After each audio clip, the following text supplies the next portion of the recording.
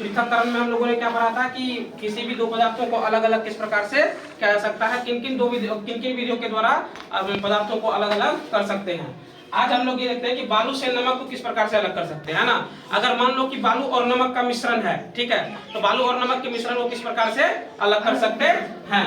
तो सबसे पहले क्या करेंगे, बालू और नमक के मिश्रण को क्या करेंगे, पानी में घोल देंगे। तो हमको ये बात पता है कि नमक क्या है, पानी में घुलनशील है, और बालू क्या है, पानी में अघुलनशील है ना।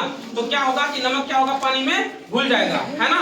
फिर क्या करेंगे, उसको फिल्टर के माध्यम से, लेकिन छन्नी विधि के माध्यम से उसको क्या करेंगे, छान लेंगे, ठीक है। और फिर क्या करेंगे, हम जो घुला हुआ नमक है पानी में, उसको क्या करेंगे, वाष्पन विधि के द्वारा अलग कर लेंगे। बात समझ में आई ना।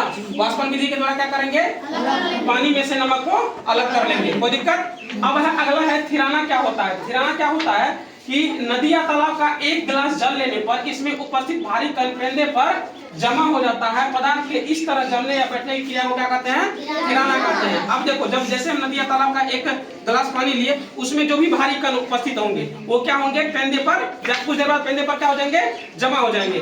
और जो पदार्थ पेंदे पर जमा होते हैं या इस तरह से बैठ जाते हैं, तो ऐसे पदार्थ को हम लोग क्या कहते हैं, थिराना कहते हैं। इस प्रकार से बैठने को क्या कहते हैं हम लोग, थिराना कहते हैं, कोई दिक्कत। अब निथारना क्या होता है, तो देखो थिराने के बाद क्या होता है, जमे हुए पदार्थ में से पानी को अलग करना। थिराना के बाद जब जमे हुए पदार्थ में से पानी को क्या करते हैं, जल को या अन्य द्रव को अलग कर लेना ही क्या कहलाता है, निथारना कहलाता है। क्या कहलाता है, निथारना कहलाता है, थिराना नहीं, निथारना।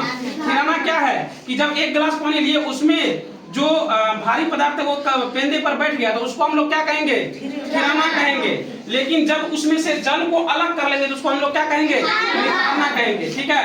अगला है क्रोमेटोग्राफी। क्या होता है, तो यह एक ऐसी तकनीक है जिसमें मिश्रण के घटकों को आसपास के पदार्थों के साथ उनकी अंतःक्रिया में अंतर के आधार पर अलग किया जाता है। तो क्या होता है कि ये एक तकनीक है जिसमें क्या, इसमें भी क्या होता है, दो पदार्थ के मिश्रण को अलग करते हैं, लेकिन इसमें क्या होता है, आसपास के पदार्थों के साथ उनकी अंतःक्रिया में अंतर किए बिना, उनके अंतःक्रिया में कोई अंतर नहीं करते, उसको अंतर किए बिना ही वो क्या करते हैं, अलग कर लेते हैं, कोई दिक्कत। अगला क्वेश्चन हम लिखा है कि अलग अलग पदार्थों को पहचानने की सबसे उपयोगी विधि कौन है। जो अलग अलग पदार्थ है उसको पहचानने की सबसे उपयोगी विधि कौन सी है, तो क्रोमेटोग्राफी।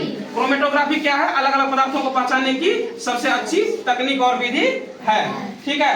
और पेड़ पौधों से दवाई किस विधि द्वारा प्राप्त की जाती है, पेड़ पौधों से जो है दवाई वो किस विधि द्वारा प्राप्त की जाती है, क्रोमेटोग्राफी के द्वारा प्राप्त की जाती है, ठीक है। ये पृथक्करण का लास्ट है, यहीं पे तुम्हारा पृथक्करण ये चैप्टर खत्म हो गया, ठीक है। अगले दिन करेंगे हम लोग अभ्यास। अभ्यास में जो भी क्वेश्चन बचा हुआ है वो तुम लोग एक बार करके आना।